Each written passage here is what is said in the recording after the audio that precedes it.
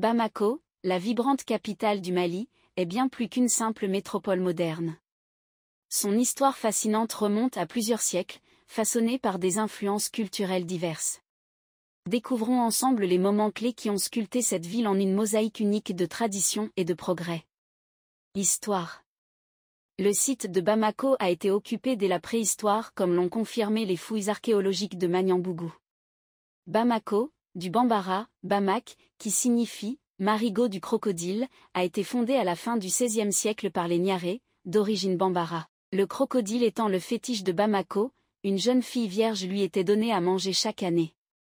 Les trois crocodiles qui symbolisent Bamako trouvent leur origine à partir des trois marigots qui traversaient Bamako, Lido, Diafarana et Belezoko.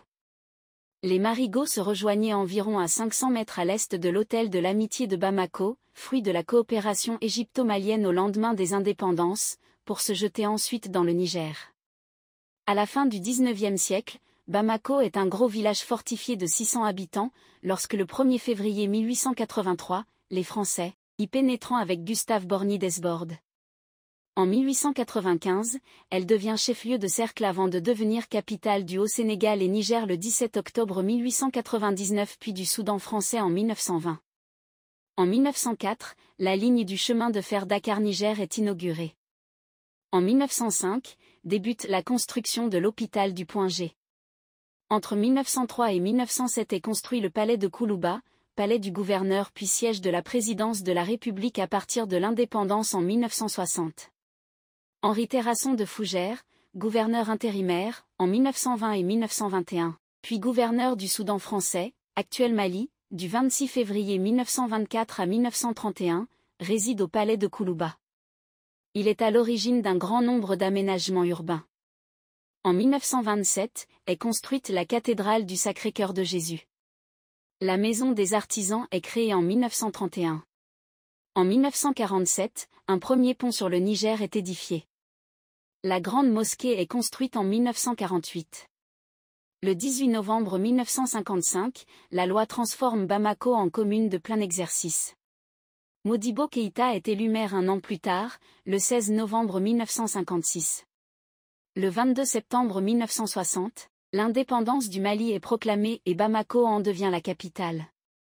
Après le coup d'État militaire de Moussa Traoré en 1968, la ville est dirigée par un administrateur délégué, poste tenu entre 1969 et 1970 par le chef de bataillon Balakoné, puis par le capitaine Sékou Ly entre 1970 et 1978. Par une ordonnance du 12 juillet 1977, Bamako devient un district, collectivité décentralisée régie par un statut particulier et composée de 6 communes.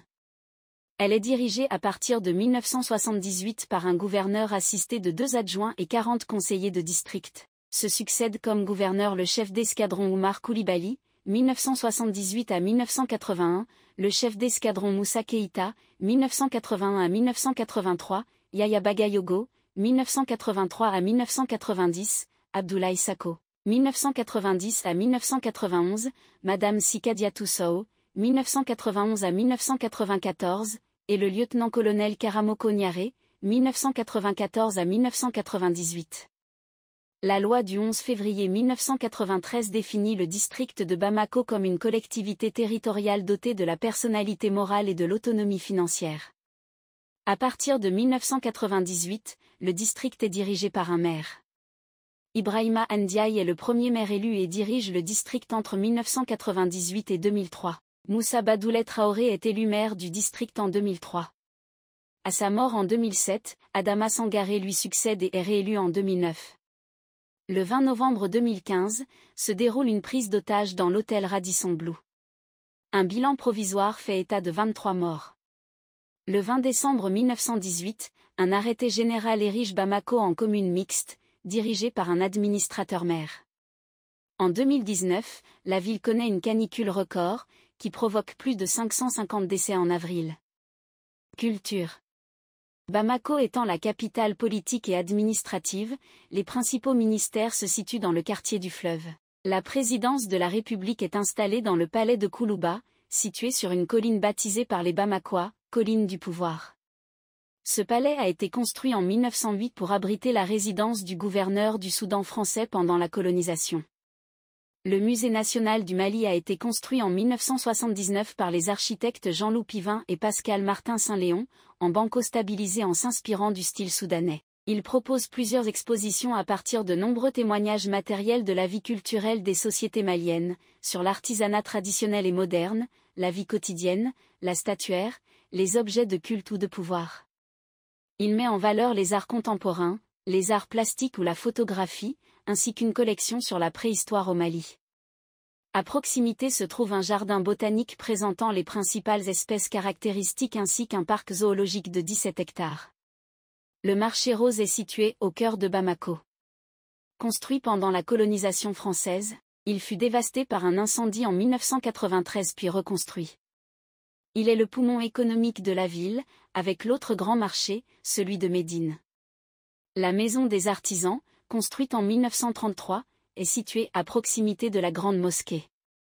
Elle regroupe les différents types de productions artisanales du pays, bois, or, fer, cuir. Le palais de la culture Amadou Hampâté-Bâ qui se trouve au bord du fleuve Niger à Badalabougou est l'espace culturel qui abrite les grandes rencontres artistiques et culturelles nationales et internationales.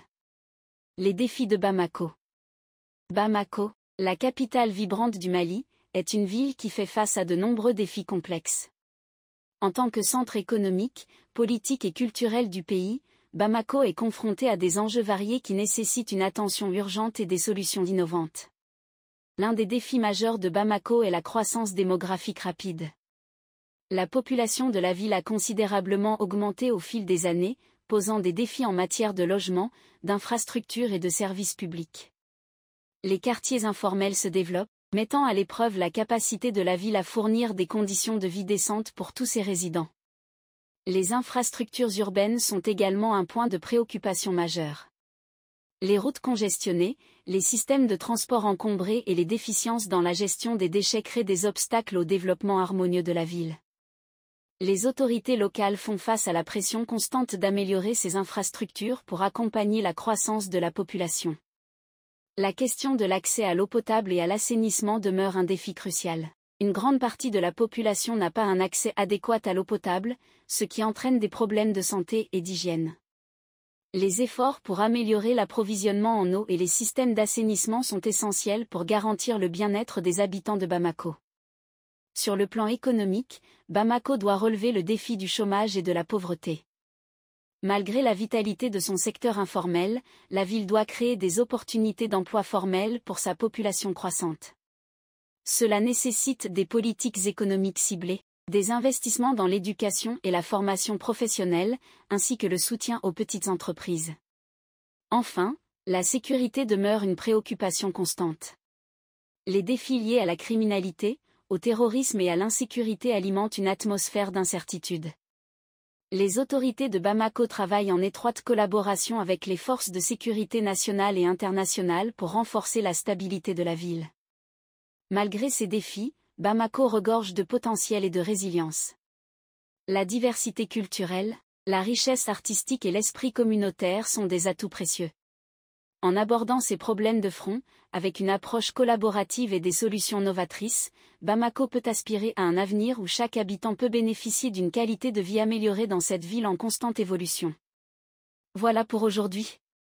Si vous avez aimé, n'oubliez pas de liker, de vous abonner et de partager la vidéo. Vos commentaires sont toujours les bienvenus. Merci beaucoup de m'avoir suivi, et à la prochaine.